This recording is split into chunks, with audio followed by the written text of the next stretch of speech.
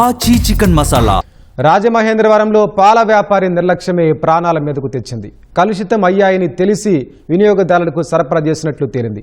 పాలు పోయించుకున్న వారిని మరో 2 వారాల పాటు గమనించాలని నిర్ణయించిన ప్రభుత్వం అనారోగ్యం పాలైన మరో 3 ఆసుపత్రిలో చేర్పించింది. మొత్తం 15 మంది చికిత్స పొందుతుండగా 8 మంది పరిస్థితి విషమంగా ఉంది.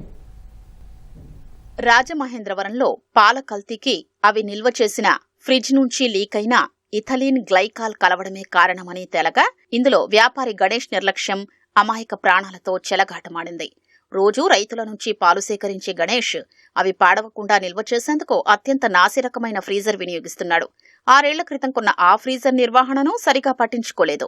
ఈ నెల 15న శివరాత్రి రోజు గ్రామస్తులకు పోసిన పాలు చేదుగా ఉన్నాయని కొందరు చెప్పినా సరిదిద్దుకోలేదు. గణేష్ కు పాల వ్యాపారం నేర్పించిన అతని బావ కూడా ఆ పాలు పారబోయారని చెప్పినా పెడచెవిన పెట్టాడు.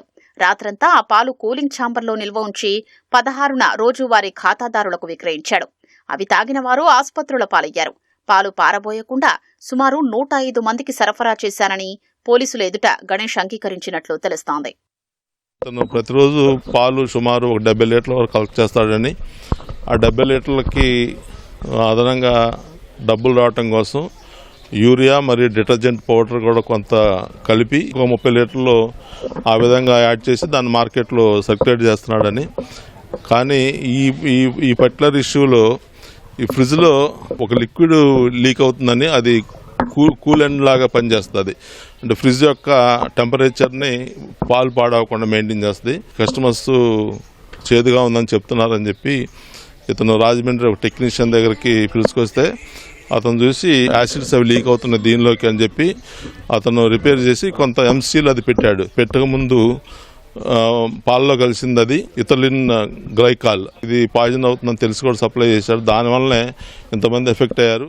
మరోవైపు కల్తీ పాల ఘటనలో మృతుల సంఖ్య 6కు పెరిగింది. స్వరూప్ నగర్ కు చెందిన 6 ఏళ్ల బాలుడు మనోహర్ విశాఖలో చికిత్స పొందుతూ మృతి చెందాడు.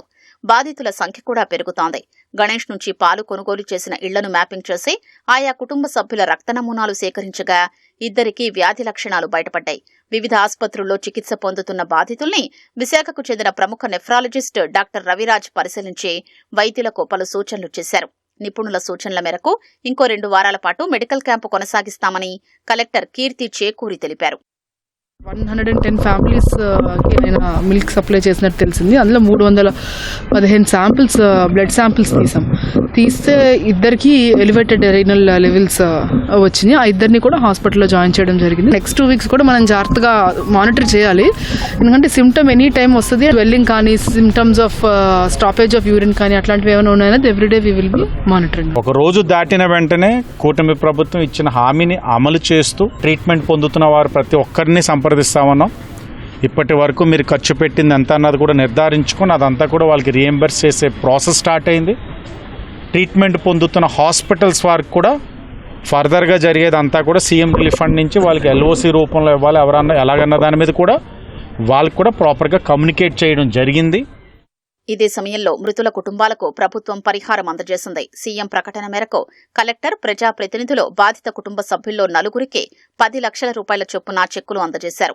మరోవైపు 6 ప్రాణాలు పోవడానికి కారణమైన పాల వ్యాపారి గణేష్ ను పోలీసులు రాజమహేంద్రవరం కేంద్ర కారాగారానికి తరలించారు. గణేష్ కు స్థానిక కోర్టు 14 రోజుల రిమాండ్ విధించింది.